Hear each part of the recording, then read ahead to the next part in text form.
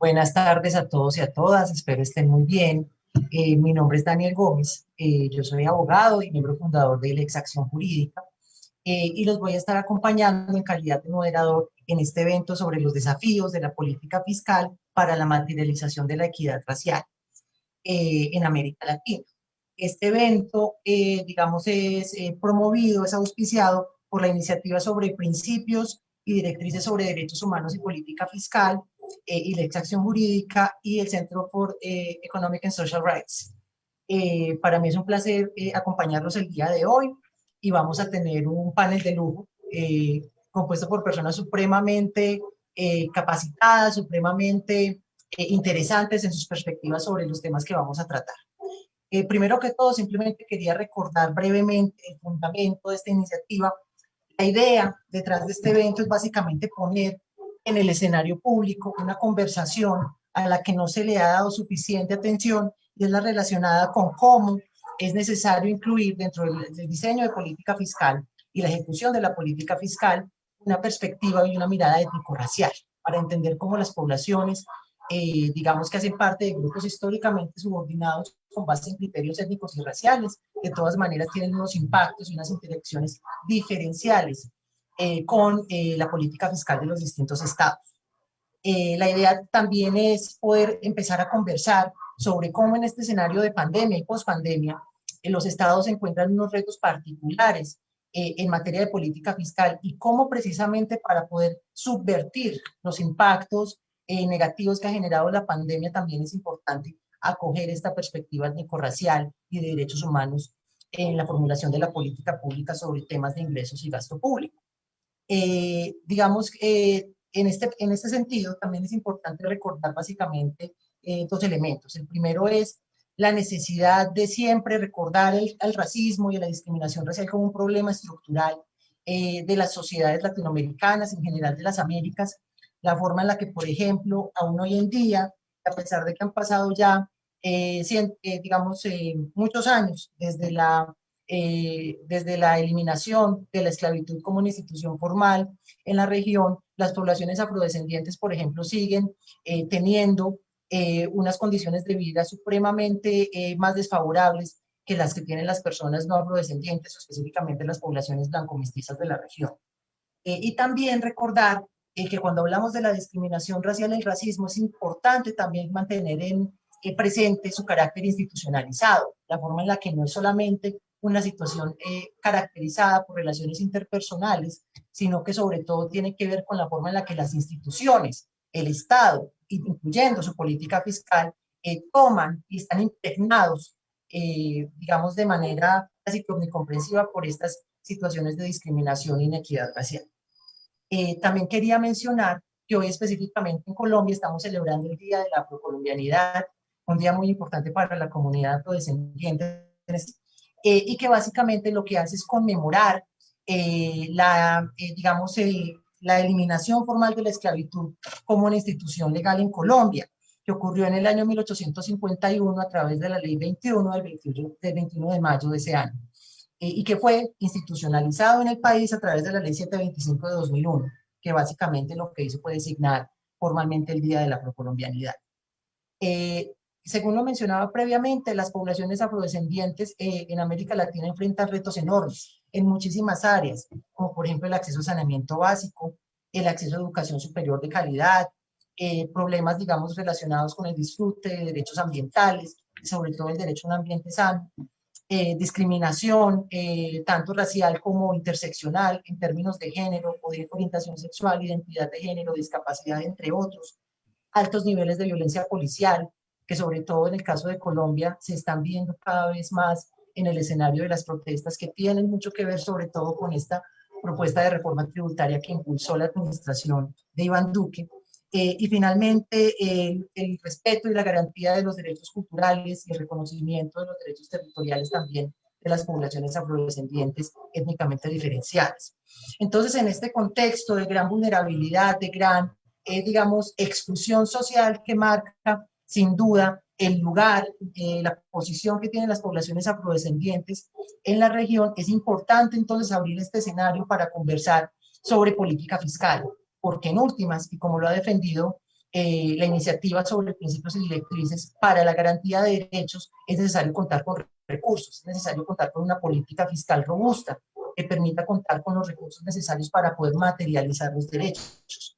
En ese sentido, el documento de principios y directrices sobre derechos humanos y política fiscal lo que hace es precisamente enfatizar la necesidad de que la política fiscal de los estados no se base netamente en consideraciones de eficiencia o en, digamos, consideraciones netamente económicas, sino que tome en cuenta y se base también en criterios de derechos humanos, en principios de derechos humanos, y que la realización de los derechos humanos sea, digamos, un objetivo claro y específico y principal de la política fiscal de los estados. También quería recordar en este punto que el documento de directrices básicamente en lo que se enfoca es tratar de especificar cuáles serían algunos de los elementos que deberían considerar los estados y también actores no estatales, como por ejemplo las entidades multilaterales, digamos también las empresas, el sector privado, para efectos de lograr una política fiscal específicamente respetuosa de los derechos humanos. Esto en un contexto, según lo mencionaba también previamente, estas dos situaciones parecen estar completamente desconectadas en el escenario de la región. En América Latina los derechos humanos y la política fiscal parecen ir en direcciones opuestas, estando, digamos, separados de manera equívoca. Y es por eso que la iniciativa lo que trata de hacer es acercar estos dos mundos para que efectivamente la política fiscal pueda llevar hacia la materialización de estos derechos y basándose en principios históricos, también del desarrollo de los derechos humanos como las ideas de participación, no discriminación, el uso del máximo de recursos disponibles para la materialización de los derechos y también, de nuevo, la inclusión de actores estatales y no estatales, como por ejemplo aquellos que hacen parte de la gobernanza financiera global. Entonces, esta es simplemente una introducción y ya vienen unas presentaciones que van a ser supremamente ilustrativas de cómo esta relación entre política fiscal y derechos humanos, pues claramente debe considerarse por parte de, digamos, los tomadores de decisión tanto en el sector público como en el sector privado y multilateral. Para no extenderme más, entonces quisiera simplemente introducir a los participantes, a las participantes, para efectos de poder proceder a sus presentaciones. Entonces nos acompaña en primer lugar Fabiana del Popolo. Fabiana se va a referir a temas relacionados con brechas económicas e invisibilidad estadística de la población afrodescendiente en América Latina. Nos acompaña también el profesor Carlos Biafara, que nos va a hablar sobre temas de desigualdad de COVID-19. También nos acompaña Sofía Garzón, que va a hablar sobre el tema del papel que juega la mujer afrodescendiente en el diseño de la política fiscal, sobre todo una política fiscal que sea transformadora y garantista de derechos. Y también tenemos a Aline Andrade, que nos va a hablar sobre temas estructurales, sobre políticas de equidad racial en distintos ámbitos como la educación, el empleo, digamos el acceso a vivienda, entre muchos otros. Entonces, para dejar aquí esta introducción breve, Fabiana, te doy la palabra para que por favor inicies la conversación. Muchas gracias. Bueno, muchísimas gracias Daniel, muy buenas tardes a todas y todos y muchísimas gracias al Centro para los Derechos Económicos y Sociales y a esta iniciativa de política fiscal y justicia racial.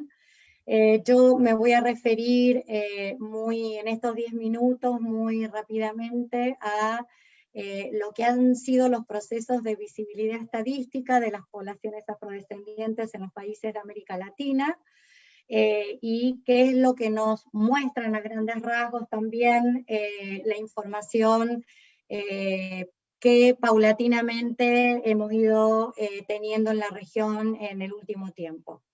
En primer lugar, considerar, ¿no es cierto?, que la información es una herramienta muy potente para la promoción de los derechos humanos e incluso para el seguimiento de la materialización de estos derechos, como bien dijera Daniel.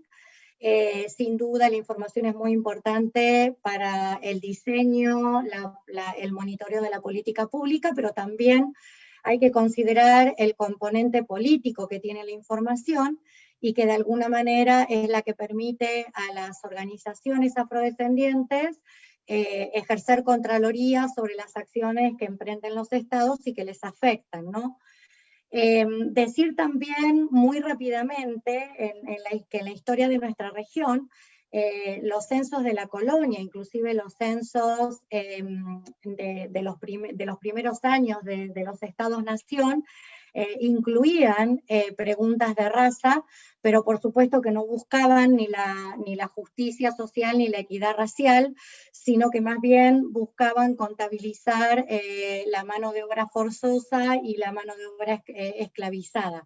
De hecho, hubo censos de la colonia que a raíz de los resultados y de la población, y de lo que mostraban estos resultados en términos del crecimiento de la población africana, descendientes de africanos, llevaron a cabo políticas de blanqueamiento.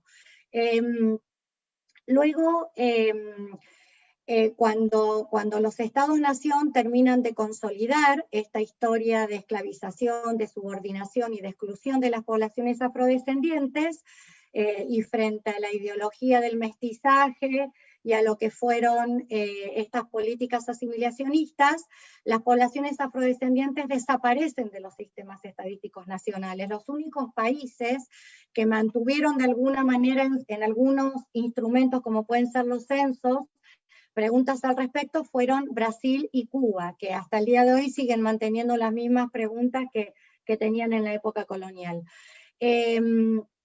Y de allí entonces que la visibilidad estadística se, digamos, expresa también otra dimensión de la discriminación hacia las poblaciones afrodescendientes. Por supuesto que las luchas afrodescendientes nunca cesaron, y que todos los cambios sociopolíticos que se fueron generando en las últimas décadas hicieron que, junto con estos cambios sociopolíticos, ¿no es cierto?, en donde uno de los corolarios sin duda es la Conferencia Mundial contra el Racismo, la Discriminación Racial, la Xenofobia, la Intolerancia de Durban 2001, junto con estas luchas políticas, emerge la demanda creciente de información. Por tanto, podríamos decir que el tema de visibilidad estadística se pone en la agenda pública básicamente en este siglo, ¿no? Y esto es importante decirlo porque en la actualidad diversos instrumentos de derechos humanos y acuerdos regionales e internacionales tienen incluida este tema de la desagregación de datos y de la información hacia la población afrodescendiente. Para que ustedes se den una idea, en los censos de 1980, solamente 2 países tenían preguntas que permitían identificar a la población afrodescendiente, que como dije antes eran Brasil y Cuba. Ya en 1990 se suma Colombia en el censo de 1993, y recién en el año 2000 es donde se produce este punto de inflexión, en donde 9 países de la región introducen preguntas de autoidentificación. A los censos del 2010 pasamos a 14 países, y tenemos previsto que en esta ronda de censos 2020, que ojalá se lleven a cabo, ustedes saben que con la pandemia los países han postergado la realización de sus censos, pero la mayoría de los países tienen previsto levantar sus censos entre el 2022 y el 2023, y tenemos previsto que 18 de los 20 países de América Latina ya tengan la autoidentificación afrodescendiente en todos los censos. Esto sin duda puede parecer muy poco, pero mirado en perspectiva histórica, en estos últimos 20 años tuvimos este salto cuantitativo importante, en donde uno de los principales desafíos que tenemos en la región es cómo mejoramos la calidad de esta información.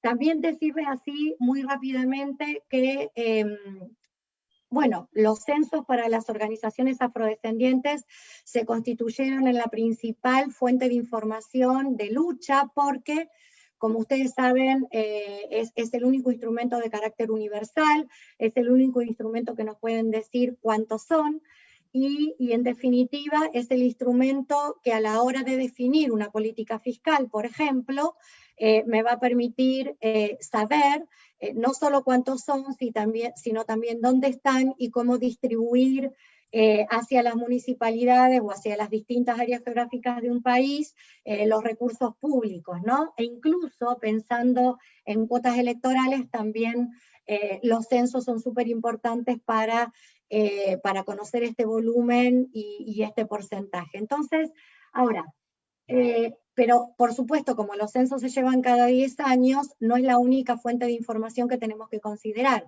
Y en ese sentido, desde CEPAL, ¿no? Yo trabajo en la División de Población y desde donde venimos impulsando y promoviendo estos temas desde hace ya casi 20 años, insistimos mucho en que en todo el sistema estadístico nacional tenemos que tener la autoidentificación afrodescendiente. Aquí los países han aumentado paulatinamente a incluir esta autoidentificación en las encuestas, que las encuestas son muy importantes para el monitoreo de las desigualdades año a año, para conocer la pobreza, para conocer qué pasa con el empleo y muchas otras dimensiones más de tipo coyuntural. Y sin embargo, en el último estudio que nosotros hicimos en CEPAL y que lanzamos el año pasado, desafortunadamente solo pudimos tener información de los 20 países de América Latina solamente para 6 países de la región, entre ellos Colombia, ¿no? Pero reitero, para menos de la mitad de los países. Entonces aquí también tenemos todavía bastante por hacer, que no pasa únicamente con las preguntas de autoidentificación, sino también en cómo repensamos los marcos muestrales, los tamaños para que yo pueda procesar información y desagregarla. Y en tercer lugar tenemos también los registros administrativos, como las estadísticas vitales, las estadísticas de salud, de educación, en fin. Y acá también tenemos un rezago muy, muy importante de tener la autoidentificación en los registros. Y eso, por supuesto, dificulta el poder monitorear, como decía antes, la progresividad de los derechos humanos, poder diseñar política pública y poder implementar políticas de acción afirmativa. Porque si hay algo que insistimos también desde CEPAL, es que las políticas universales, si bien son muy importantes, no son suficientes para reducir las brechas. A tal punto que nuestros estudios muestran, por ejemplo, que Uruguay, si bien es cierto que la población afrodescendiente del Uruguay está mucho mejor comparando con poblaciones afrodescendientes de otros países, también es cierto que las desigualdades relativas, las brechas relativas en Uruguay, siguen siendo de las más profundas en la región. Y esto nos demuestra que las políticas de acción afirmativa son fundamentales. Y de ahí también la importancia de reforzar la información.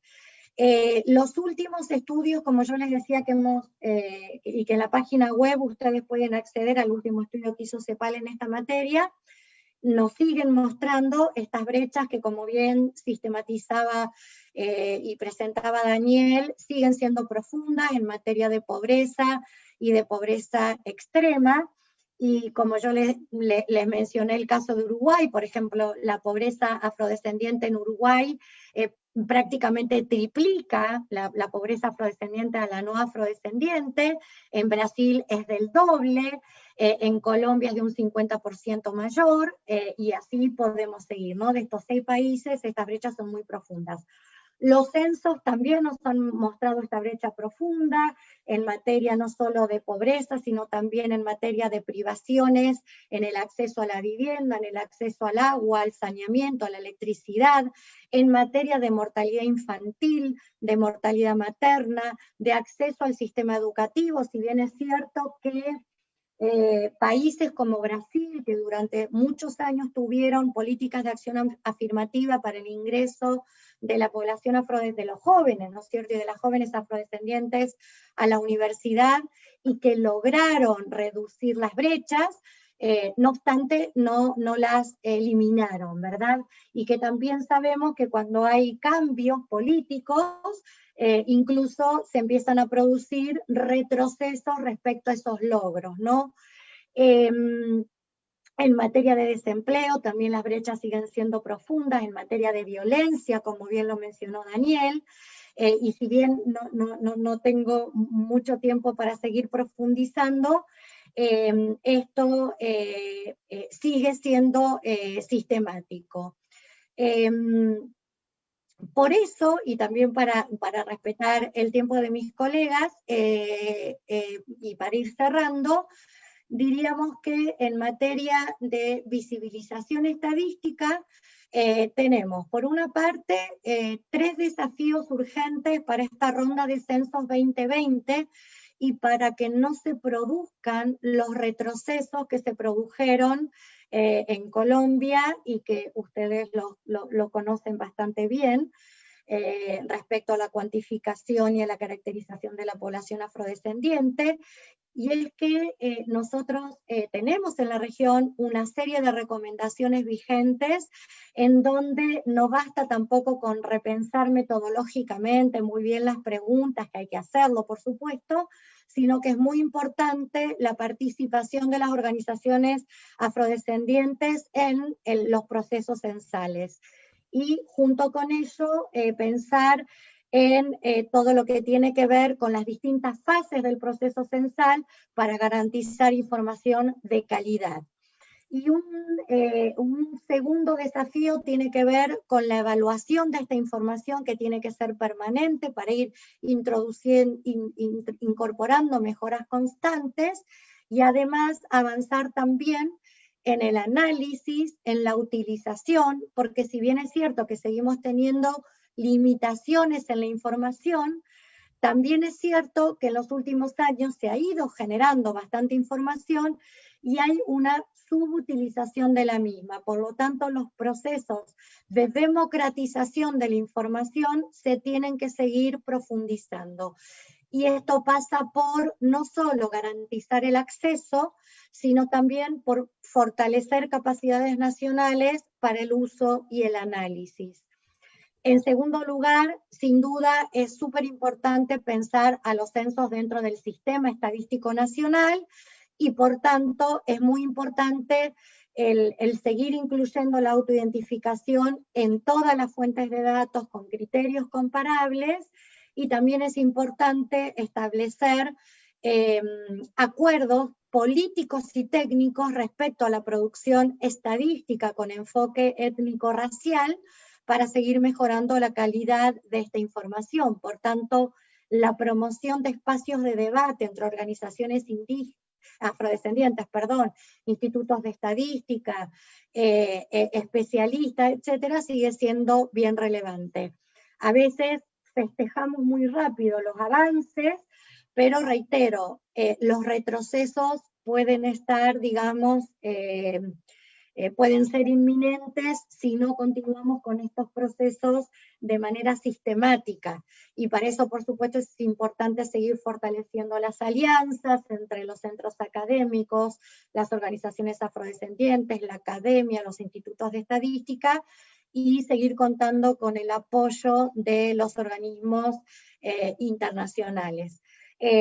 Finalmente, reiterar lo que dije antes, que desde la CEPAL consideramos que es súper importante no solo el tema de avanzar hacia políticas universales, sino que definitivamente los derechos de las poblaciones afrodescendientes no se van a garantizar si no se establecen políticas de acción afirmativa que cuenten con recursos suficientes, que cuenten con una continuidad en el tiempo, y de allí que todo el tema de política fiscal se vuelve clave.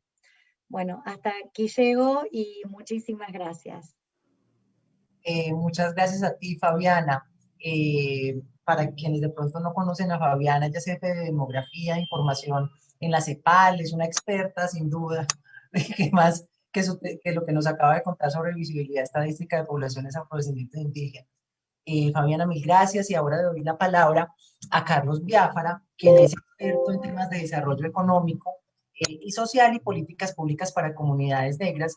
Carlos, antes de darte la palabra, simplemente les quería recordar una vez más que en el chat pueden encontrar un link que los lleva a un documento de Google Docs, en donde pueden incorporar preguntas, digamos, reacciones que tengan frente a lo que nos están contando los conferencistas. También pueden, digamos, compartir información sobre sus organizaciones, etcétera. Es un espacio abierto para que por favor lo utilicen. Ahora sí, Carlos, por favor, adelante. Buenas gracias, Daniel. A ti y a todos los organizadores de este evento.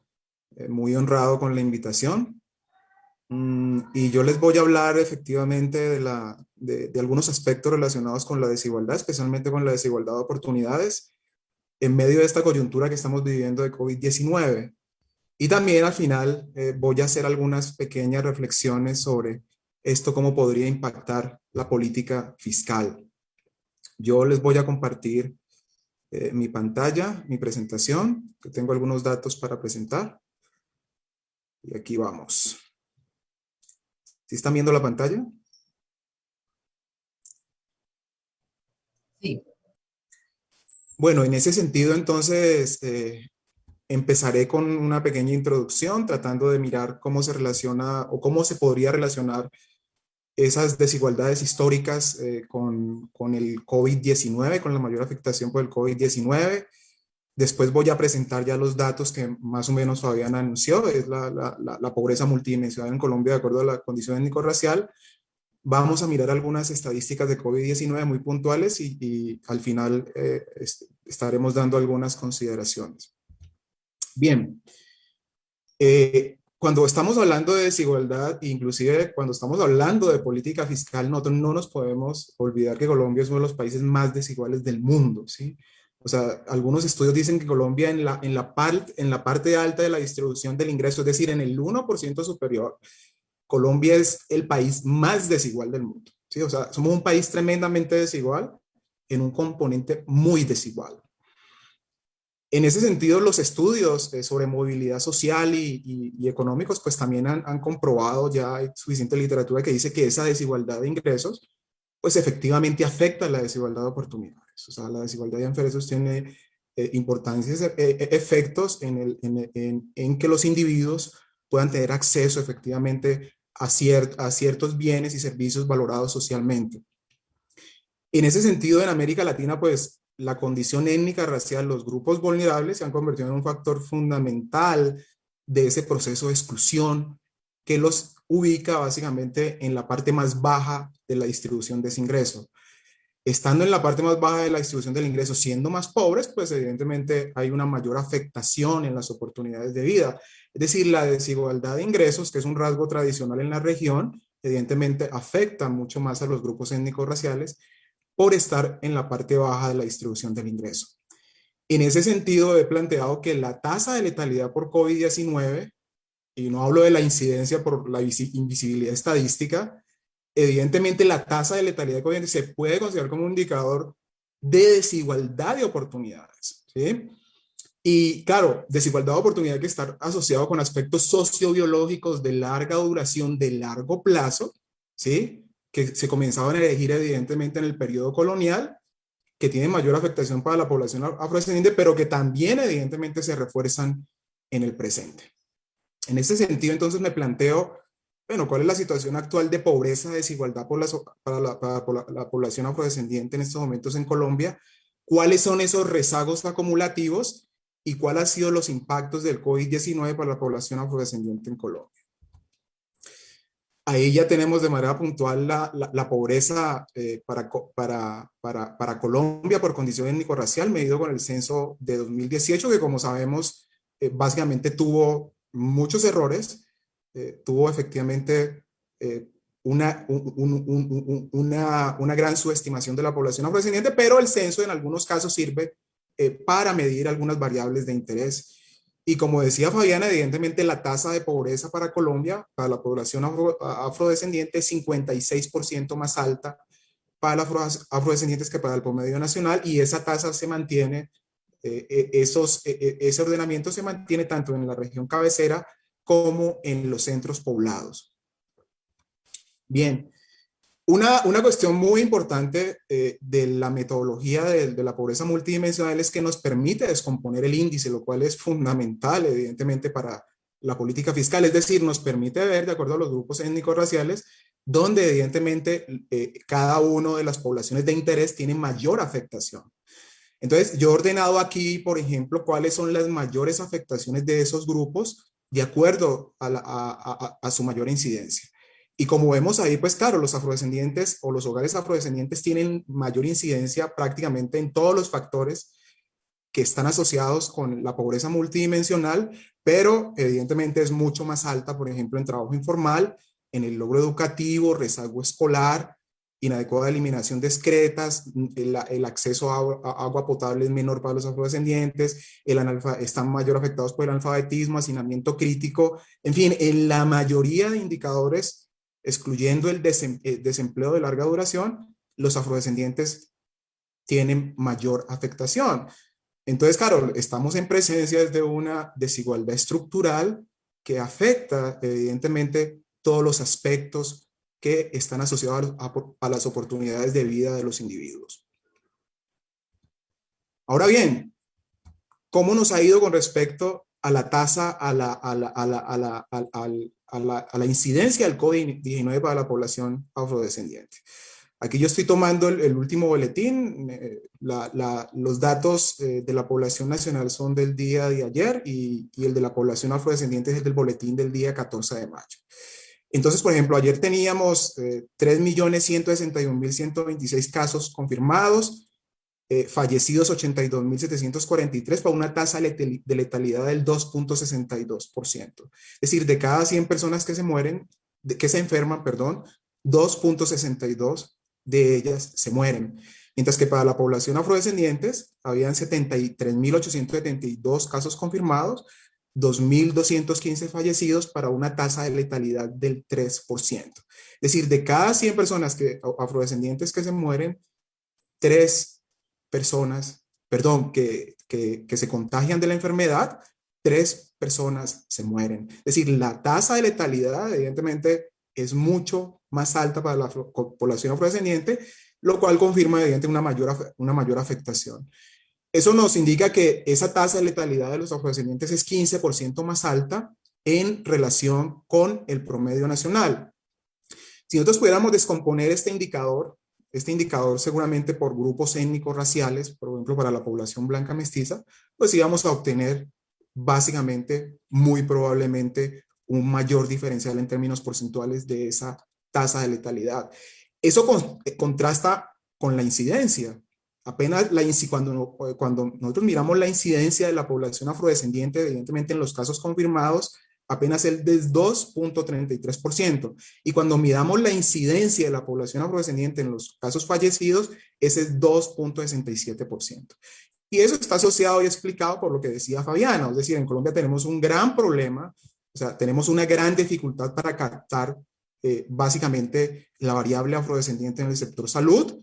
El censo, como sabemos, fue un fracaso y eso induce a que básicamente pues esta cifra o el número de afrodescendientes que realmente se contagian no se puedan ver reflejados aquí en la incidencia, pero sí, afortunadamente, tenemos la tasa de letalidad como un indicador que mide la gravedad de esta enfermedad para los afrodescendientes. Claro, pero eso no solamente lo podemos ver a nivel agregado. Si nosotros miramos, por ejemplo, la tasa de afrodescendiente en 3 ciudades del Pacífico colombiano, la tasa de letalidad en 3 ciudades del Pacífico colombiano, pues nos vamos a dar cuenta de la gravedad y cómo esto ha afectado a la población afrodescendiente. Miren la tasa de letalidad de Buenaventura que llega casi al 6%. Si la tasa de letalidad en Tumaco prácticamente supera el 4%, es alrededor del 4%, y la tasa de letalidad en Quibdó, pues sorpresivamente está más o menos alrededor del promedio nacional. Es decir, en el agregado, tanto los afrodescendientes como en las ciudades más importantes del Pacífico colombiano, representativas para la población afrodescendiente, la tasa de letalidad del COVID-19 es mucho más alta, lo cual implica una mayor afectación de los afrodescendientes por esta pandemia. ¿Qué implica esto? Pues claro, que evidentemente esa correlación que puede existir entre desigualdad de oportunidades, que básicamente están instituidas y que fueron instauradas, digamos, desde el periodo colonial, desde esas instituciones de desigualdad del periodo colonial a partir del racismo y la discriminación racial, pues ahora se ven básicamente representadas en mayores efectos para los afrodescendientes en medio de esta pandemia. Y eso como resultado, vuelvo y repito, del racismo estructural. Observes entonces que, claro, hay algunos aspectos, cuando yo hablaba de esos aspectos sociobiológicos que podrían estar afectando más a los afrodescendientes por el coronavirus, pues claro, nosotros tenemos mayores comorbilidades. Esas comorbilidades están asociadas con aspectos socioambientales muy particulares de las regiones donde se ubicaron los afrodescendientes a partir del periodo colonial, de los hábitos de salud, cuidado de sí, alimentación, que básicamente se explican por esos procesos de desigualdades estructurales. Igualmente, cuando tenemos los confinamientos y las cuarentenas, pues esos también van a tener mayores afectaciones para la población afrodescendiente. Veíamos que teníamos una situación más precaria en el mercado laboral. Esa situación más precaria en el mercado laboral deriva en mayor falta de ingresos, mayor incidencia efectivamente de hambre, y la mayor incidencia de hambre pues tiene implicaciones básicamente, por ejemplo, en el tipo de defensas ante esa enfermedad. Las características de la vivienda de los afrodescendientes inducen peores condiciones de salubridad, mayor hacinamiento, etcétera, que inducen mayores riesgos de contagio por la enfermedad. Menor acceso y calidad de los servicios de salud implican una atención más tardía, lo cual hace que el riesgo de muerte evidentemente sea mucho más alto. Y en la educación, básicamente también hay un gran impacto. Ese cierre de escuelas públicas que ha inducido efectivamente un incremento en la educación virtual, pues básicamente por la exclusión que tenemos de los afrodescendientes de Internet y mayor exclusión tecnológica, pues básicamente lo que va a empujar es un mayor hacinamiento, una mayor inasistencia y abandono escolar. Entonces, ya como para ir cerrando, definitivamente yo pienso que, claro, ahí en este corto plazo, en esta situación del coyuntural, evidentemente estamos siendo afectados por una pandemia que está teniendo grandes afectaciones, pero yo creo que la población afrodescendiente desde hace mucho tiempo viene estando afectada por otra pandemia más fuerte, que es la pandemia del racismo estructural. O sea, esas dos pandemias del racismo estructural más el COVID-19, pues están generando básicamente lo que tenemos hoy en día, que es toda una bomba social que afecta a la población afrodescendiente, no solamente, digamos, con respecto al COVID-19, sino con respecto, evidentemente, a las oportunidades de vida. En ese sentido, por ejemplo, por eso se explica en parte que en Cali los efectos del paro hayan sido mucho más lesivos. Y si ustedes se pueden ver, por ejemplo, cuáles son las zonas, por ejemplo, en la ciudad de Cali, que han tenido efectivamente o que han estado o que han tenido mayor incidencia en los desórdenes, pues son las zonas donde vive la mayor población, o la mayor parte de la población afrodescendiente. Ya para cerrar, por supuesto, esto tiene grandes implicaciones para efectos de la política fiscal, ¿sí? Esto tiene grandes implicaciones. No podemos pensar que, evidentemente, no podemos pensar en términos de eficiencia de la política fiscal, simplemente negando de las posibilidades a que estos grupos históricamente marginados puedan mejorar capacidades. No, la eficiencia, evidentemente, de la política pública también está asociada a que estos grupos históricamente discriminados puedan mejorar capacidades para aumentar efectivamente la productividad general de la economía. Así que yo no creo tanto en esta dicotomía entre eficiencia y derechos humanos. No, evidentemente, la eficiencia también implica la inclusión de estos grupos históricamente más discriminados, y estamos viendo que ante esta gran emergencia, por ejemplo, el COVID-19, pues la población afrodescendiente se está viendo mayor afectada, y eso sí que trae pérdidas generales a la economía como un todo. Bueno, más adelante podemos seguir discutiendo este aspecto. Muchísimas gracias. Muchas gracias a ti, Carlos, por esa presentación tan, digamos, llena de sustancia. Ahorita vamos a volver sobre varios de los puntos que tocaste. Bueno, a continuación, y como tenemos un tiempo limitado, le voy a dar la palabra a Sofía Garzón. Sofía es activista del proceso de comunidades negras, es coordinadora del Observatorio de Violencias Basadas en el Género contra Personas Afrodescendientes, Vigía AFO. Es integrante de la Red Transnacional de Mujeres Negras y de Black Feminist Fund. Sofía, entonces, por favor.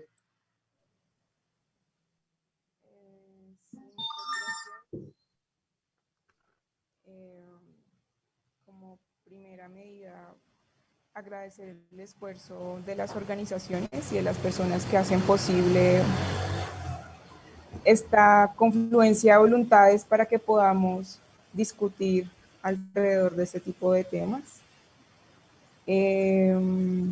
Y para empezar, como decir que el contexto global nos ha dejado claro que se requieren medidas de política fiscal progresivas y expansivas para que el hambre y la desprotección social no se profundicen, ¿cierto? Pero una cosa es la política fiscal expansiva y otra muy distinta son los impactos de cómo la materialización de estas medidas que se pretenden, su fin último son la equidad social, tienen un asiento que tal vez hay que problematizar cuando se trata de hablar de equidad racial. Y es un rasgo que tal vez Fabiana y Carlos elucidan, pero no profundizan, y tiene que ver con que el Estado-Nación como concepto está intrínsecamente arraigado y sustentado desde la construcción social de la raza. Entonces, el Estado-Nación necesita el racismo, ¿sí? Y en esa medida necesita el racismo como un marcador que jerarquiza y que ordena la forma en cómo se producen, se consumen, se transforman los recursos y se entienden recursos, los territorios donde hacemos la vida, se entienden recursos, las relaciones que establecemos con esos recursos y se entiende como recursos nuestros cuerpos, ¿cierto? Y en esa medida en que se está gestionando y administrando estos recursos de la forma en como ya lo presenté, las vidas negras, los cuerpos negros, las territorialidades negras como ya los presenté, pues es un Estado-nación que dentro de una lógica de racionalidad moderna, occidental, destruye el espíritu comunitario para construir sociedades eficientes de individuos que responden a valores cívicos y ciudadanos, ¿no? Entonces, partiendo de ese contexto o de ese criterio que problematiza y coloca en cuestión a qué tipo de política fiscal estamos hablando cuando estamos hablando de sostener la idea de un Estado-nación que intrínsecamente es racista, entonces habría que preguntarse, la política fiscal, tributaria, cambiaria, son elementos que están asociados a una idea de estado de bienestar, en el cual, como también dieron muy fuertes y arraigados ejemplos Carlos y Fabiana, es un estado de bienestar mantenido a la gente negra al margen, salvo los casos exitosos que estamos acá compartiendo pantalla, ¿cierto? Y que no reflejan de ninguna manera la mayoría de la población afrocolombiana o la población afrodescendiente que habita el planeta, ¿no? Entonces, necesitamos reflexionar qué significa cuando hay una política fiscal que trata de fortalecer y robustecer un estado de bienestar, cuando sabemos que hay instituciones que no están modificando esa idea de bienestar para que esté asociada, para que respete otras formas de vida, como podemos evidenciar en contextos rurales o como podemos evidenciar en contextos donde viven hermanos, hermanas, familia que han sido expulsadas por proyectos y políticas de desarrollo y que se han inventado formas de sostener la vida que no necesariamente están insertas dentro de las lógicas de la economía formal, ¿sí? Entonces, tenemos indicadores y datos que hablan de la cantidad de generaciones necesarias para salir de los umbrales de pobreza, ¿no? Entonces se dice que en Colombia la gente negra necesita alrededor de 13 generaciones estudiando para salir de las condiciones de la pobreza. Tenemos información que nos indica que la población negra en Latinoamérica y las naciones africanas estamos agrandando el grueso de la economía que se califica como informal, ¿cierto? Y por lo anterior, pues se sobreentiende que el empobrecimiento por un lado y la informalidad de la que participamos por el otro, crea todo un escenario de justificación para que tengamos un plan de desarrollo tras otro plan de desarrollo aquí en Colombia, pero también en cualquier otra parte del mundo, diciendo que es en nuestro nombre y en la mejora de nuestras condiciones materiales de vida que es necesario hacer que se crezca el sector privado, hacer que se crezca la política exterior que favorece inversión extranjera directa sin extensiones, ¿cierto? Para que nosotras y nosotros podamos hacer parte de esa población que aumente sus capacidades productivas para seguir generándole crecimiento a este país, siendo que este país, como la mayoría de países del sur global, como la mayoría de países de la África negra, somos los respaldadores netos del capital de la deuda pública, ¿sí? Es con el pago de nuestros recursos naturales, con el pago de no poder elegir nuestra opción propia de futuro, nuestro presente futuro, que se robustece todo el sistema financiero, toda la capacidad especulativa que sigue generando y generando actualizaciones a esas políticas desiguales de las que estaban hablando las personas que me antecedieron. Entonces, hay que decir que a mí me gustaría como retomar un poquito el asunto del tema al que fui invitada a hablar, y es en ese escenario general, entonces, ¿qué estamos diciendo las mujeres afrodescendientes? ¿Cierto? Desde una perspectiva panafricanista, tengo que decirlo. Y para eso quiero llamar la atención sobre dos instrumentos que a mí me parecen muy interesantes por su alcance histórico. Una es la Declaración de Río Combaje y otra es una carta de recomendaciones que hicieron las feministas africanas cuando empezó a gestarse todo este asunto de buscar ayuda humanitaria para que el COVID no se volviera otro negocio, como se volvió el fin del conflicto en Colombia, como se vuelve la pobreza en últimas, para recomendarle a los estados cómo tener una acción más eficaz en términos de garantizar que haya una equidad racial y para garantizar que haya efectivamente una invitación a imaginar la economía más allá, básicamente que a reinventarla. Y digamos que ese es el desafío que yo tengo aquí de compartir hoy, ¿no? Entonces, ellas hacen varias recomendaciones, yo voy a concentrarme en 7 muy rápidamente. El primero, que ya retomaba de alguna manera Fabiana y que hemos insistido acá el movimiento afrocolombiano y en general el movimiento afrodiaspórico, y es la participación desde el inicio en el diseño y cada fase que acompañe propuestas para pensar las políticas del desarrollo, ¿cierto? Y aunque las hermanas dicen eso, yo agregaría que poner particular atención en las estrategias locales que hay para satisfacer y sostener la vida. Entonces no tenemos indicadores, ni datos, ni información que digan de cómo se puede cuantificar esa red de apoyo que sostuvo la vida afrodescendiente en términos de la pandemia, ¿cierto? ¿Cuánto desahorraron las familias afrocolombianas? ¿Cuál fue la capacidad organizativa que se desplegó y comunitariamente que se desplegó para garantizar salud, para garantizar comida, para garantizar servicios a familias que estuvieron con todos sus miembros enfermos? Porque digamos que tengo evidencia de familias enteras que padecieron COVID y que siendo parte de las economías informales no se quedaron sin ingresos, ¿cierto? Entonces, eso no está monetizado.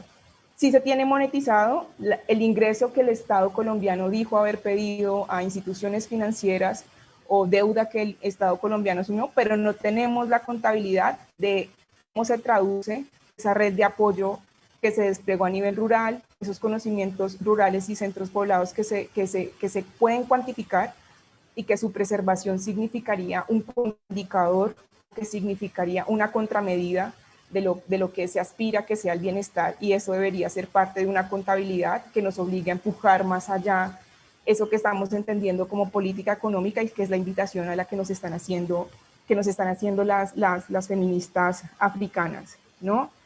El funcionamiento del sistema de protección social más allá de los subsidios a la demanda y las transferencias monetarias, ¿sí? No necesitamos que nos digan que van a ampliar las acuapistas o que van a ampliar portuariamente o que van a crecer los números de zonas francas que tenemos en Colombia para que hayan más programas de asistencia, ¿cierto?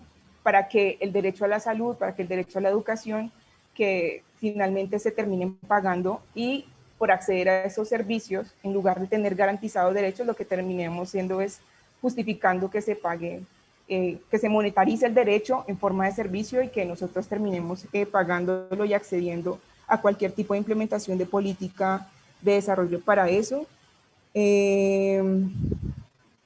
Un tercer punto que tiene que ver que el conocimiento no es mercancía.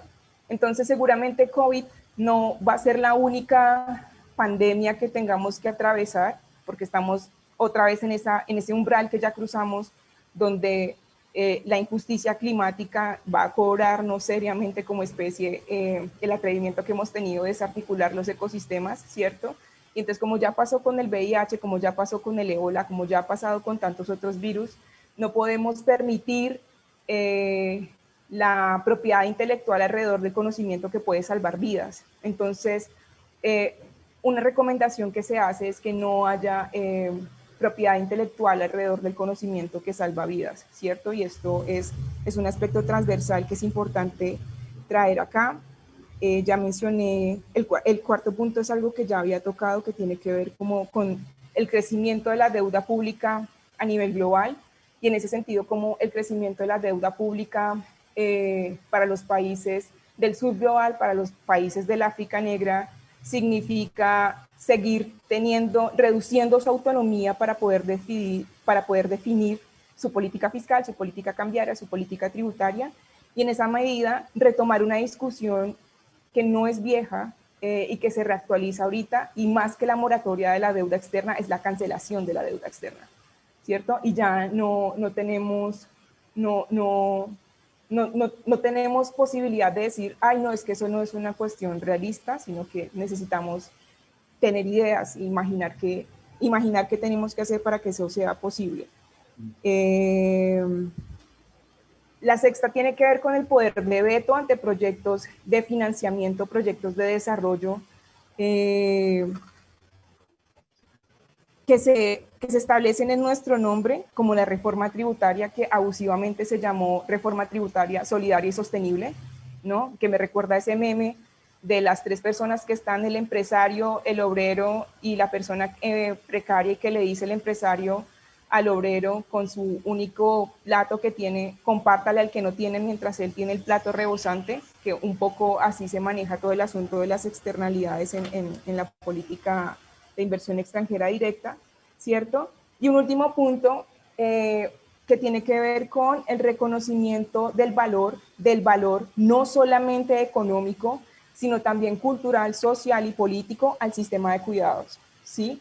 Las mujeres estamos sosteniendo la vida, pero el sistema de cuidados no puede ser exclusivamente monetarizable, que es algo que es la corriente española, argentina y chilena de cómo se está pensando el sistema de cuidados, sino que tiene que preguntarse localmente a qué nos estamos refiriendo cuando estamos hablando de cuidados y cuáles son las dimensiones de ese cuidado, de esa preservación de la vida, no solamente humana, ¿cierto? No solamente humana, y es por eso que hay que desmarcarse de las corrientes del sistema de cuidado que vienen del norte global, ¿cierto? Y preguntarse cuáles son los valores en términos sociales, políticos y culturales del sistema, de tener un sistema de cuidado.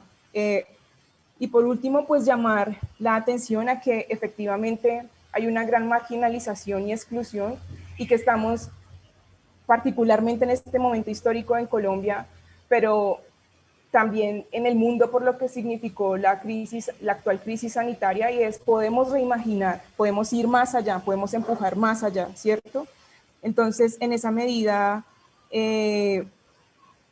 yo invitaría a que conociéramos trabajos como el de Caroline Hussein, como el de Ara Monsiño, como el de Nina Banks, como el de Levon Lepolo Peco, todas ellas economistas negras de finanzas internacionales que están imaginando un mundo más allá de las mediciones convencionales del desarrollo, ¿cierto? y de esta manera decir que tanto en la práctica las redes de apoyo que sostuvieron la vida negra en este tiempo de pandemia, pero que además la han tenido viva durante estos 3 siglos de vida en este continente y 170 años de vida republicana, y también pues esas pensadoras y esas redes locales que están diciendo es necesario, en palabras más, palabras menos, pensarse otro político, otro modelo de políticas económicas diferentes y que no coloquen el lucro al centro. Entonces, les agradezco su escucha y eso es todo lo que tenía que decir. Sofía, muchas gracias por esa presentación, que básicamente nos invita a repensar el Estado, a repensar el poder y a repensar la economía. Bueno, y ya como última parte pues, de esta primera sección de presentaciones, quisiera darle la palabra a Lini Andrade. Antes de darle la palabra a Lini, quería simplemente recordarles una vez más que tienen el documento de Google Docs a disposición para que por favor incluyan allí sus comentarios, reseñas de organizaciones, reacciones a las presentaciones que estamos teniendo el día de hoy, entre otros. Entonces, Aline es abogada, es maestra y doctora en Derecho de la Universidad de Sao Paulo. También es LLM en Derecho de la Universidad de California en Los Ángeles. Aline, por favor. Bom, gente, boa noite.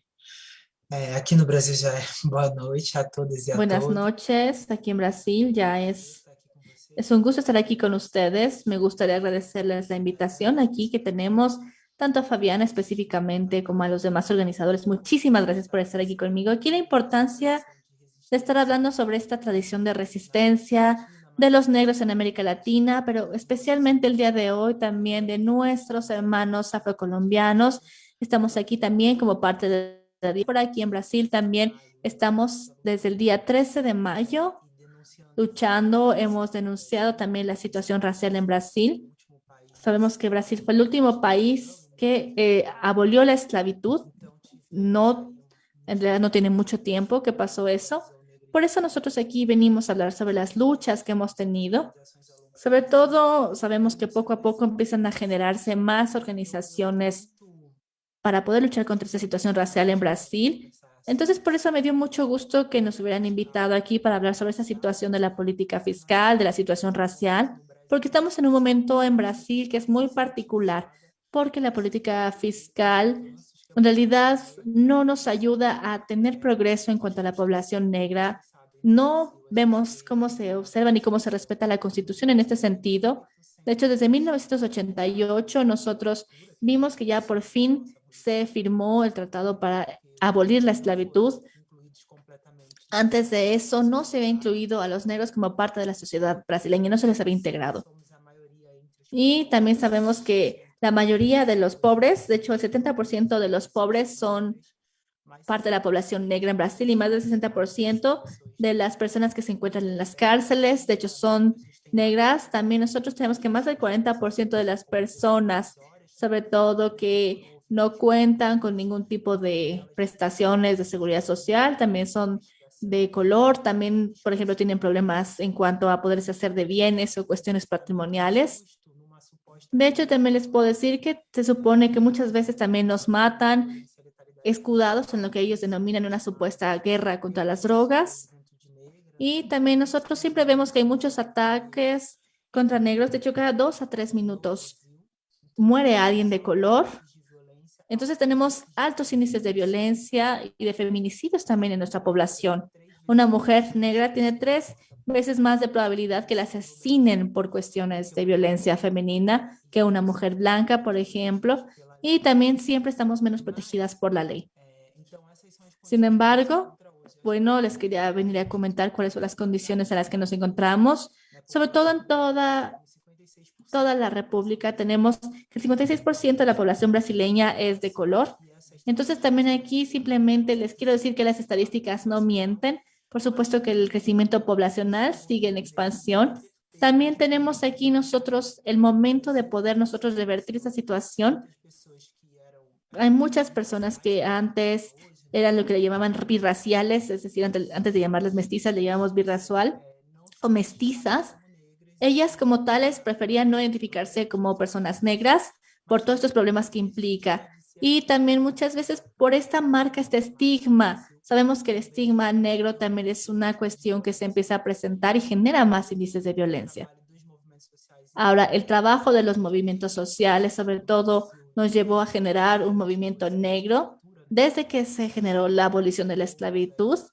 Ahí tenemos a muchos de la comunidad quilombo que se encuentra peleando para poderse defender. También sabemos que la mayoría de las poblaciones, tanto indígenas, que conocemos desde el siglo XX a principios, son parte de la evolución negra, pero seguimos nosotros siendo parte de una población que se encuentra en pobreza. Empezamos con más movimientos desde la década de los 70 y hemos empezado también nosotros a denunciar esta desigualdad racial, sobre todo a partir de las reformas que hubo a la Constitución. De esta forma queremos nosotros reconocer también la discriminación y nuevamente reconocer cuál es el deber que tiene el Estado brasileño de promover también la igualdad racial.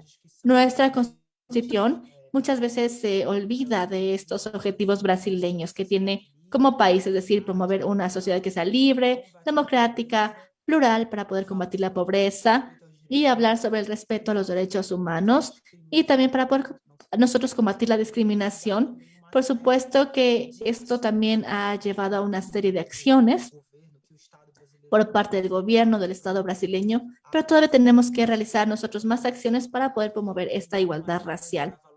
Una de estas acciones es valorar los distintos grupos étnicos, no solamente en Brasil, sino, bueno, no solamente color negra, sino también tenemos poblaciones indígenas, pero sabemos que debido justamente a que ha habido varios genocidios, somos cada vez menos. Sabemos que tenemos no solamente pueblos indígenas, tenemos una gran variedad de lenguas indígenas, sobre todo en una gran parte del territorio. Por esto también tenemos nosotros que tomar en cuenta que de acuerdo a lo que tenemos estipulado en la Constitución, en teoría Brasil tendría que promover la igualdad racial. También sabemos que el racismo, de hecho, como tal, fue tipificado como un delito. También fue garantizado el derecho a la demarcación de los territorios indígenas y de los quilombos en la Constitución, como les decía, de Brasil. De la misma situación que nuestros hermanos colombianos, estamos en este tipo de situaciones y como tal se instauró todo esto en la Constitución. Tardamos mucho tiempo, pero antes en la partida presupuestaria brasileña, antes no teníamos este tipo de presupuesto para este tipo de acciones y ya a partir de la década de los 90, donde tuvimos también más territorios, como decía, del pueblo de los quilombos, también empezamos también nosotros a tener ya un poquito más de avances en este sentido en el Estado brasileño. También tuvimos el movimiento negro, que comenzó a tener acciones mucho más afirmativas en este sentido. Y de esta forma hicimos nosotros un movimiento masivo para que nosotros como ciudadanos pudiéramos estar en pro de la vida. Tuvimos a líderes quilombo que nos estuvieron impulsando en estas acciones contra la esclavitud en Brasil.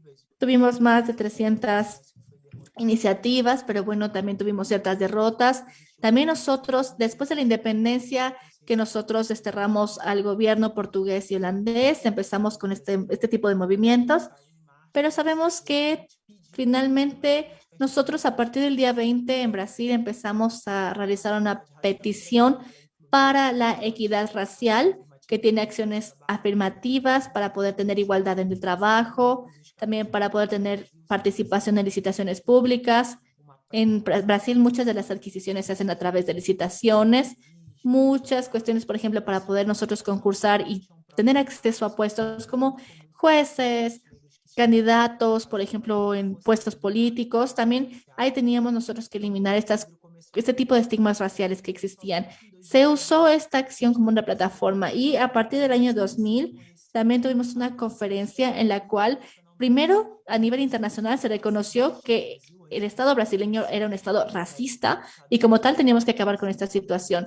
Por eso, ante el mundo, Brasil tuvo que quitarse esta etiqueta de que era una democracia racial y que hacía una distinción racial. Siempre tenía barreras legales que impedían que hubiera esta igualdad racial e inclusive se criminalizaba la cultura negra también. Es una situación que empezó a tener más ímpetu a partir de la presión internacional, después empezó a permear por toda América Latina. Sobre todo, hoy hemos tenido también ya nosotros esta limitación en cuanto a que ya no hay la criminalización ni de la cultura negra ni de otras culturas. También hemos tenido dos movimientos negros brasileños, y digo que son movimientos negros en plural, o sea, hablo de ellos en cuanto a que son varios.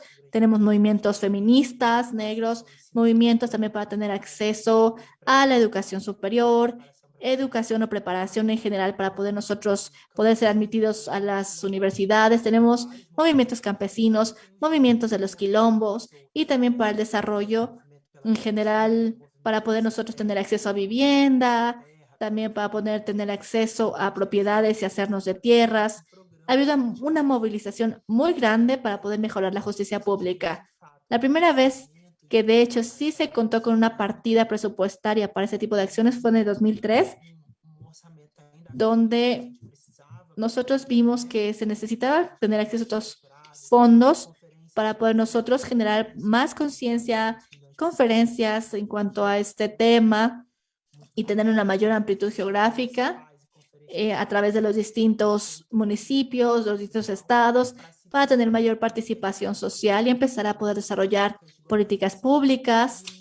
Y lo que hicimos fue simplemente nosotros tuvimos ciertos logros, algunos de ellos ya son conocidos por ustedes en cuestiones de educación, donde también nosotros vimos nuevamente que se hizo todo a través de esas actividades y acciones afirmativas en toda la escuela y el sistema escolar y universidades brasileñas. De hecho, más o menos como un 20%, le estoy dando un número aproximado, después aumentó al 30% y luego al 50%, y poco a poco, de forma proporcional, la población negra empezó a tener acceso a la educación.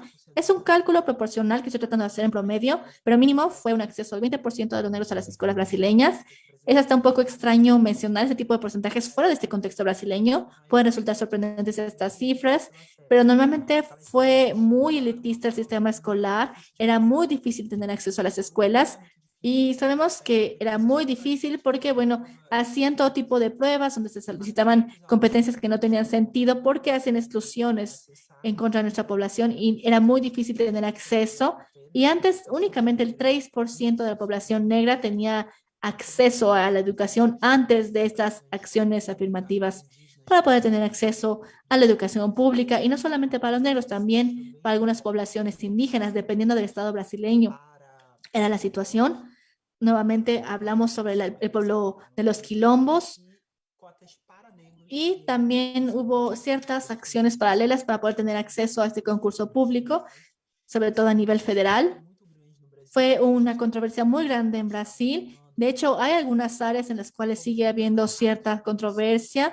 Inclusive nos atacaron. A mí personalmente me atacaron por una cuestión de una política separatista y después comenzamos también nosotros también a pelear un poco más para alcanzar ciertas cuotas proporcionales para que tuviéramos acceso a más políticas para reconocimiento de los territorios, como decía, del pueblo quilombo y otros programas específicos para las participaciones que tenemos nosotros en Brasil. Hay algo que se denomina el Sistema Único de Salud.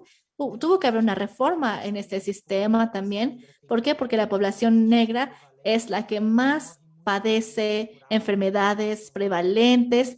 Padecemos ya sea de enfermedades cardíacas, presión alta, todo tipo de enfermedades que nos dan con mayor incidencia. Por ejemplo, también diabetes, todo este tipo de enfermedades que necesitan un seguimiento mínimo con la atención primario básica. También nosotros reforzamos las políticas, sobre todo si empezamos a pensar, por ejemplo, lo que pasaba en la historia africana, en las escuelas públicas. Bueno, nosotros como reflejo de ello empezamos a implementar algunas políticas públicas para reconocer el territorio de los quilombos, como les mencionaba, sobre todo para tener mínimo acceso a agua, saneamiento básico en las poblaciones más remotas. Pero no siempre podíamos nosotros permitir que bueno, no se redujera la violencia. También nosotros desde 2013, como les mencionaba también, primero llegó el gobierno de Lula y después otros gobiernos, donde empezamos ya a tener una especie de reducción de la pobreza, porque hubo más acciones que fueron ya realizadas mucho más en serio, una política universal para poder atendernos directamente a nosotros los negros para reducir esta situación de pobreza, sobre todo quienes se encontraban en un grupo de pobreza extrema, no solo de pobreza. Sobre todo también empezamos nosotros a ver que había ciertas medidas de control específicamente contra ciertos grupos negros. Inclusive llegó un punto donde nosotros batimos un récord en el cual era demasiado alta la población de prisioneros negros. También tuvimos una segunda ola de violencia específicamente contra nuestra población. El número de jóvenes negros que eran asesinados aumentó muchísimo. El día de hoy, bueno, ya empezamos a tener un poco más de acceso a pueblos, a puestos, disculpen, a puestos de gobierno, sobre todo a partir de lo que pasó en la situación de Bolsonaro, después del año también de 2006. Sabemos que sí, prácticamente comenzamos con esas acciones, también con el gobierno de Temer, también con el gobierno que empezó a tomar más medidas fiscales y donde se establecían ciertos límites para ciertos grupos sociales, pero bueno, también hubo apertura por otras partes en la cuestión de salud, de educación. Esos han sido los temas y el gobierno de Bolsonaro, después de que hubo progreso, básicamente cortó el presupuesto, eliminó estos recursos y ahora también, bueno, ¿qué es lo que pasa? Que tenemos un derecho que está, se supone que garantizado, pero no hay los recursos para garantizarlo. Me parece que es una acción totalmente perversa por parte del gobierno de Bolsonaro. Tenemos ahorita muchas organizaciones que se encuentran luchando porque, bueno, estamos tratando de hacer investigación para producir más datos, pero sabemos que sí, hay justamente muchos problemas raciales justo por estos recortes presupuestarios. La política fiscal presupuestaria se encuentra totalmente encapsulada. Hay muchos sectores de la población que no entienden muy bien cómo funcionan las partidas presupuestarias, sin importar cuánto tipo de acción que nosotros llevamos a cabo, ya sea a través de audiencias públicas, de todo tipo de encuestas, nosotros aún así no hemos logrado poder recuperar este presupuesto y pues bueno, es una de las realidades que tenemos en Brasil hoy día. Sabemos que normalmente los presupuestos o las partidas presupuestarias se aprueban hasta final del año. Esto también nos genera ciertas dificultades. Esto obviamente son cuestiones que se encuentran estipuladas en la Constitución. En abril, mayo, más o menos ya tenemos las partidas presupuestarias ya aprobadas, pero bueno, ya saben, tenemos esto para todo tipo de cuestiones como vivienda, educación, salud, pero no necesariamente para nuestras acciones. Y ahora, por primera vez en Brasil, desde hace 10 años, como ya mencionaba también Fabiana, en el 2020, bueno, justo por la pandemia no hicimos el censo, no se autorizó la partida presupuestaria para realizar el censo a nivel federal brasileño. Aquí, bueno, nosotros lo que estamos tratando de hacer es que sí se haga de manera obligatoria. ¿Por qué? Porque tenemos que saber específicamente cuáles son las estadísticas de la población. Por primera vez, el gobierno también lo que hizo fue simplemente decidió no incluir esta partida como parte de su presupuesto fiscal. También sabemos que también ahora con la situación de COVID tenemos que nosotros, por supuesto, que recalcular los números y las cifras de este censo. El 40% de los negros más o menos mueren a las manos de COVID, también por falta de servicios de salud, que es un porcentaje mucho más alto que de gente blanca. Y bueno, regresamos a una plataforma que es la Coalición Negra por los Derechos, que está realizando una campaña hoy día para poder nosotros obtener más vacunas, más alimentos. Y gracias a esta plataforma nosotros estamos lanzando más acciones para que muchos brasileños salgan de esta pobreza extrema. ¿Por qué? Porque Brasil finalmente de repente se le olvidó que tenía que contar con una política decente. Necesitamos esta política decente. y no se compran todos los distintos insumos que nosotros teníamos y a los que estamos acostumbrados. También sabemos que, sobre todo con los recursos y los impuestos que pagan los brasileños, antes de adquirir ese tipo de insumos, de alimentos, pero ahorita nosotros nos encontramos en una situación de crisis sanitaria y sabemos que el tipo de presupuesto que se utilizaba antes para estas acciones ahora se está destinando específicamente a este tipo de acciones de emergencia sanitaria, pero también estamos nosotros olvidándonos de todas las acciones y presupuestos que se requerían para poder ayudar a los negros. De hecho, en este momento estamos también nosotros de luto por todas las muertes que ha habido a las manos de COVID, sobre todo porque sabemos que todo esto representa un retroceso que hemos vivido en nuestro país. Y a la vez también nos genera más solidaridad por parte de nuestro pueblo, no solamente entre nosotros, sino también con los vínculos que tenemos con otras organizaciones internacionales. También ahora quiero comentar sobre la parte buena. Es muy bonito ver cómo estamos unidos, la población brasileña y la población de América Latina, ante esta situación. Y básicamente les quería compartir eso. Les agradezco su atención. Gracias, Aline, por esa presentación tan maravillosa.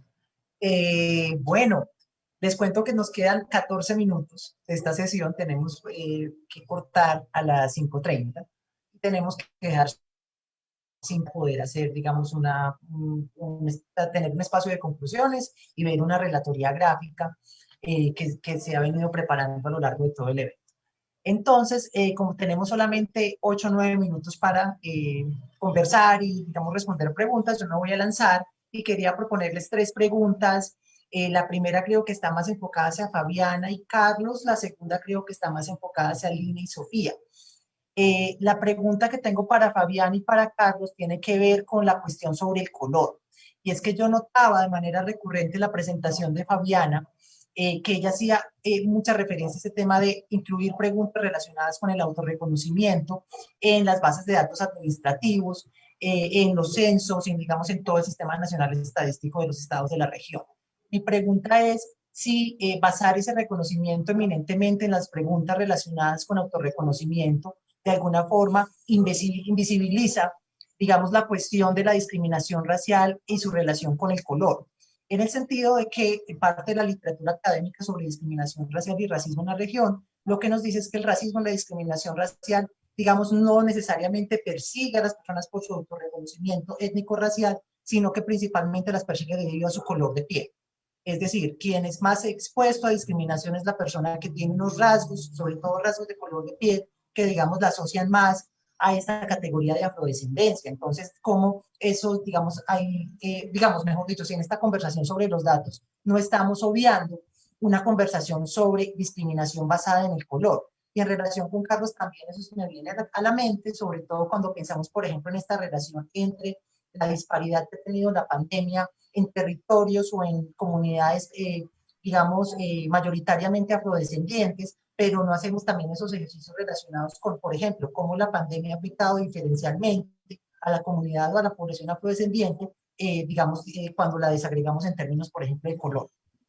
En el caso de Arline y en el caso de Sofía, la pregunta tiene que ver con este tipo de transformaciones mucho más estructurales y que de alguna manera llaman a subvertir el status quo en términos de distribución de poder.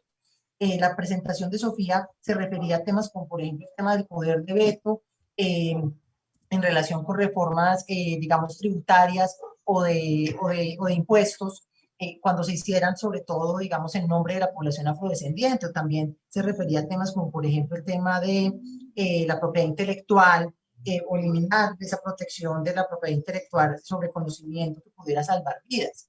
También en el caso de Aline, por ejemplo, había toda una conversación allí sobre el tema del reconocimiento del Estado como un actor racista, el reconocimiento del racismo estatal y de cómo el Estado, digamos, también tiene dentro de su propia estructura en muchos niveles y en muchos tipos de ámbitos esta idea, digamos, de supremacía racial que termina afectando a las poblaciones afrodescendientes. Mi pregunta en relación con eso es, ¿cómo pueden las comunidades, cómo pueden, digamos, las personas afrodescendientes en la región conseguir digamos, el poder, en términos, digamos, muy amplios, esa expresión, en términos de poder, para poder alcanzar ese tipo de transformaciones mucho más radicales, que no tienen, digamos, que ver con simplemente reformar, pero que tienen que ver con desestructurar para volver a armar algo que de verdad permita la supervivencia de las comunidades afrodescendientes y de las personas negras en la región.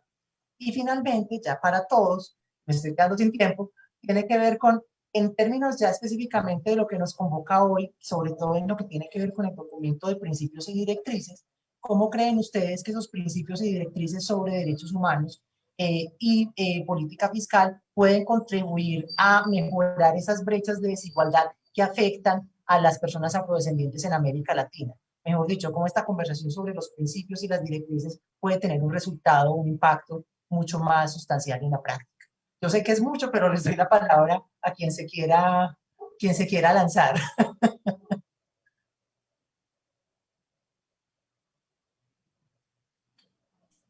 Daniel, Sí, Carlos. yo voy a decir algo y no está asociado con la pregunta que me hiciste. Yo dejo que Fabián efectivamente la conteste. Y más bien voy a plantear algunos elementos que me parecen fundamentales cuando estamos hablando de la política fiscal en este momento para poblaciones afrodescendientes. Entonces quiero plantear algunos elementos de aquí de manera muy rápida, ¿sí? El primero es que definitivamente la desigualdad tiene implicaciones lesivas para el crecimiento económico, ¿sí? Definitivamente hay un consenso en que una mayor desigualdad ralentiza el crecimiento económico en el largo plazo. ¿Qué significa eso? La falta de inversión en capacidades, funcionamientos de la perspectiva de la teoría del capital humano, que efectivamente afecta a ciertas poblaciones y determina efectivamente una mayor productividad en el largo plazo. Es decir, la desigualdad al final, entonces lo que va a derivar es que usted al final tenga que utilizar el mecanismo de políticas fiscales para equilibrar la caída en los ingresos producto efectivamente de la caída en el precio de los commodities. Sin embargo, claro, esa política fiscal que la practican todos los países del mundo de alguna manera se tiene que hacer bajo un principio de equidad distributiva, ¿sí? Y me parece que, por ejemplo, en el caso de aquí en Colombia y de la mayoría de los países de América Latina, eso es lo que no hemos tenido, equidad distributiva efectivamente en la política fiscal. En ese sentido, la acción afirmativa como un principio fundamental de esa equidad distributiva, es decir, evidentemente estos grupos que fueron discriminados, evidentemente necesitan mejores condiciones, mejores recursos para aguantar la igualdad efectiva que más que en el largo plazo, evidentemente va a redituar en un mayor crecimiento económico.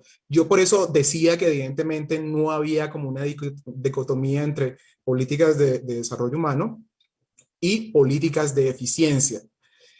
También me parece importante señalar la importancia efectivamente de esos procesos locales para que las poblaciones evidentemente puedan diseñar políticas públicas de acuerdo a sus cosmovisiones. Sin embargo, yo no me quedo con una sola cosmovisión, por ejemplo, para la población afrodescendiente. Tenemos que tener en cuenta que la población afrodescendiente es muy heterogénea, inclusive aquí en Colombia.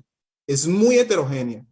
Entonces, evidentemente hay que respetar básicamente las cosmovisiones de cada población, pero teniendo en cuenta que hay mucha heterogeneidad. Una cosa son las poblaciones negras del Pacífico colombiano y otra cosa son las poblaciones que se ubican en la mayoría de las ciudades, a pesar de que muchas de ellas puedan haber venido efectivamente del Pacífico colombiano o tengan familiares allá. Y hay unos mitos tenaces en la política fiscal en Colombia. Hace muchos años se abrieron una gran cantidad de diseño de políticas públicas. Las políticas públicas se convirtieron en una moda en todo el país para los afros, principales ciudades, departamentos, Plan Nacional de Desarrollo. Sin embargo, eso no se incluye en los presupuestos, ¿sí? Y lo que tenemos hoy en día es que los poquitos programas para afros que hay, la mayoría deben ser financiados por la cooperación internacional, más allá de unas pocas políticas de acción afirmativa pequeñísimas que existen. Entonces, en definitiva, necesitamos una equidad distributiva en la política fiscal. Perfecto, Fabiana. Sí, muchas gracias, Daniel. Bien relevante tu pregunta. A ver, yo creo que hay que pensar que los censos, las encuestas, los registros no están diseñados para medir la discriminación racial. Y eso es importante tomarlo en cuenta porque Ciertamente, si yo quisiera medir la discriminación racial, tendría que diseñar instrumentos específicos para ello, pero sin duda son las fuentes de información que nos dan la base para establecer políticas. Y en ese sentido, el criterio del autorreconocimiento es coherente con una perspectiva de derechos humanos, ¿no? O sea, si bien es cierto que hay estudios, incluso hasta utilizando paleta de colores, que han demostrado que cuanto más oscura es la piel, digamos, mayor es la desigualdad. Nosotros desde CEPAL y desde la institucionalidad y desde pensar en la política pública, creemos que hay que respetar este enfoque de derechos. Ahora, es cierto también que la autoidentificación tiene sus sesgos, porque dependiendo cómo yo formulo una pregunta, cómo determino categorías, voy a tener distintas poblaciones. Y en ese sentido, por eso es que insistimos mucho en que a la hora de recoger esta información, es muy importante la participación y el cómo se trabaja con la recolección del dato, tomando en cuenta todas las fases de producción de información y no solo apuntando a la pregunta. De tal forma de que se entienda el por qué y para qué está la autoidentificación y tratar de evitar esos sesgos. Y por otra parte también es que finalmente, más allá de los problemas que todavía tiene la información, tal como mostró Carlos, igual la información que tenemos te sirve para mostrar brechas y desigualdades. Aún con las limitaciones que tiene, ha permitido mostrar esas desigualdades. Y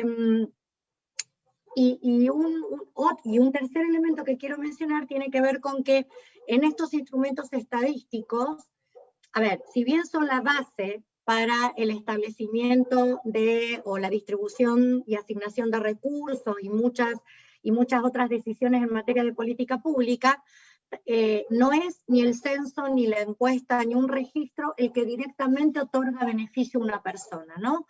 Allí Ailín puede mencionar incluso que los mecanismos de otorgación, no sé, de una beca, por ejemplo, afrodescendiente, no se establece desde el censo. Desde el censo establezco el presupuesto, pero no la asignación directa de un beneficio del Estado.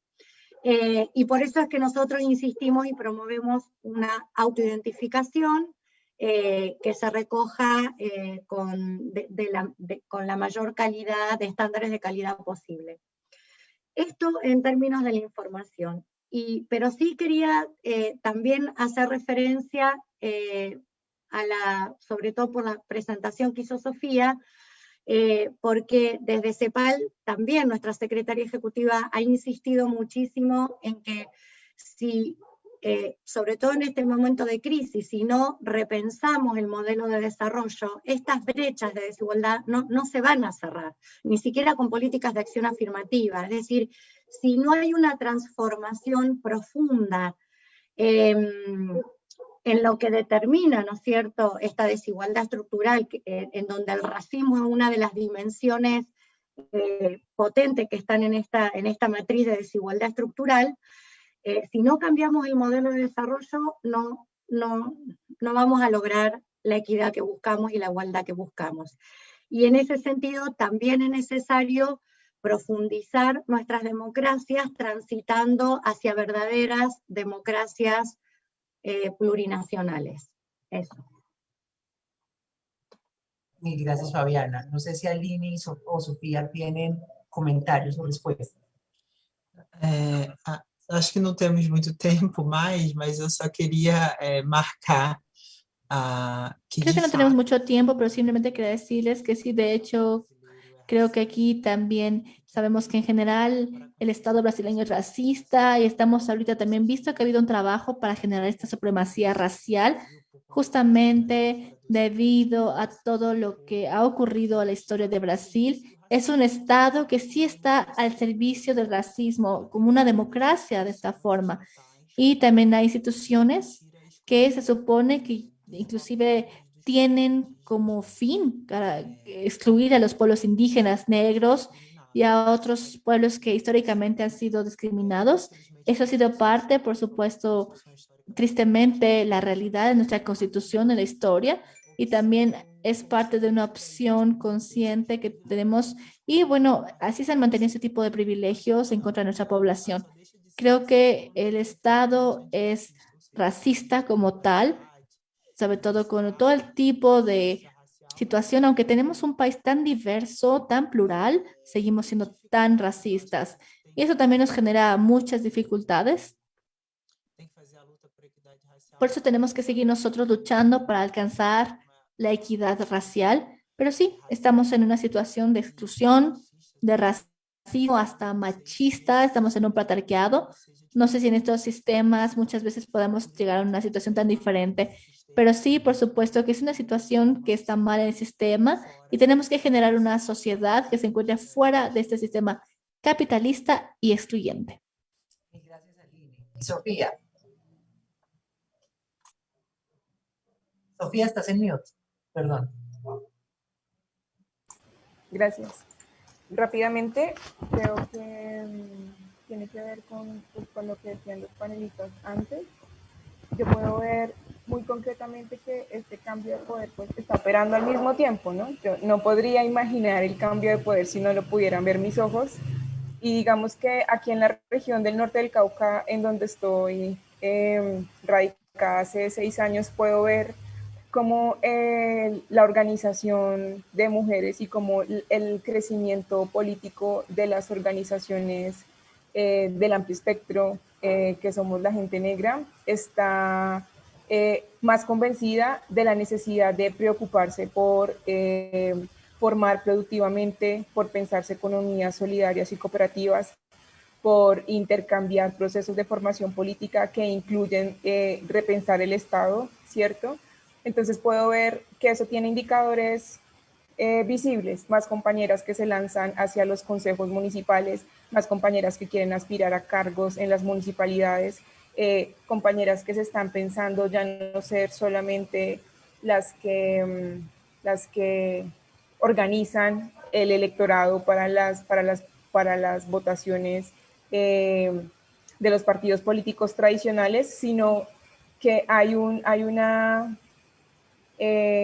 profundización de la conciencia de que nosotras y nosotros también podemos proponer para la región, para la gente indígena, para la gente campesina, para los sindicalistas, para los empresarios de la región, que podemos hablar con ellas y con ellos y que podemos decir, tenemos que transformar el modo en cómo estamos haciendo las cosas porque no nos sirve implementar las zonas francas, porque no nos sirve tener arrendadas las tierras a los ingenios, porque tenemos que diversificar la producción si queremos hablar de producción local sostenible y si queremos hablar de cómo nos inventamos territorios que promuevan la justicia climática. Todas esas conversaciones se están dando en ese territorio y tengo noción de que también se están dando en algunos lugares de Córdoba, en algunos lugares de Quibdó, en algunos lugares del distrito de Agua Blanca, en algunos lugares de Ciudad Bolívar, ¿cierto? Entonces, claro, no tienen la supervisibilidad que deberían tener, pero siento que son experiencias que tienen que ser conocidas, promovidas y articuladas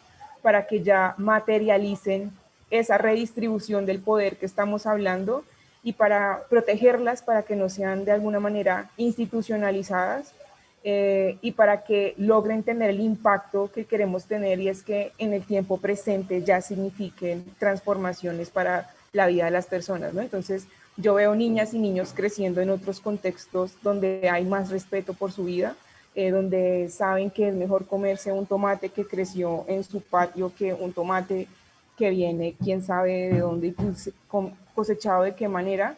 Y siento que esas cosas tienen impacto, que no son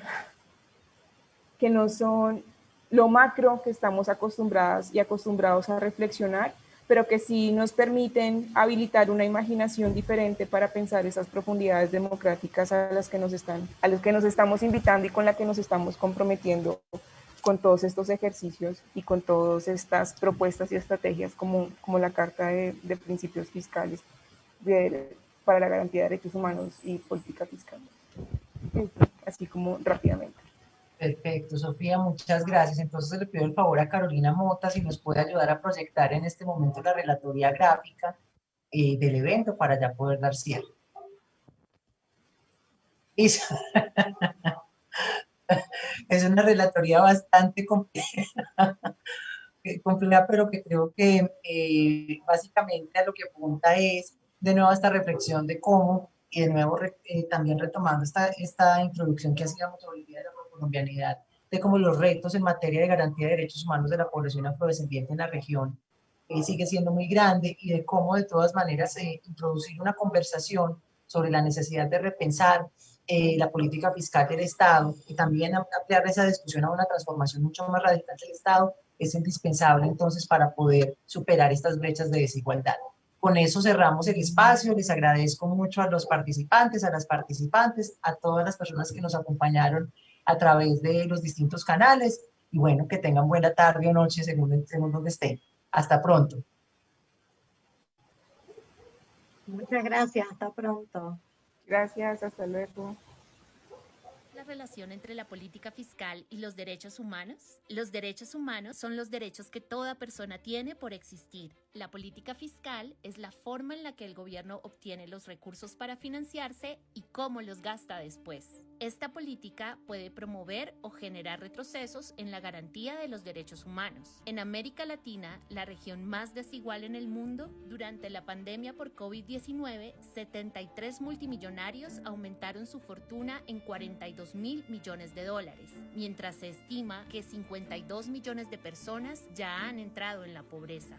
Esto demuestra que los países de América Latina no están cumpliendo con los acuerdos internacionales de derechos humanos que suscribieron. Si estos acuerdos internacionales fueran cumplidos, la política fiscal estaría al servicio de las personas y sus derechos en vez de restringirlos, que es lo que sucede hoy en la región. Con eso en mente, 7 organizaciones en América Latina se propusieron analizar estos acuerdos internacionales y aclarar cuáles son las implicaciones en derechos en materia de política fiscal.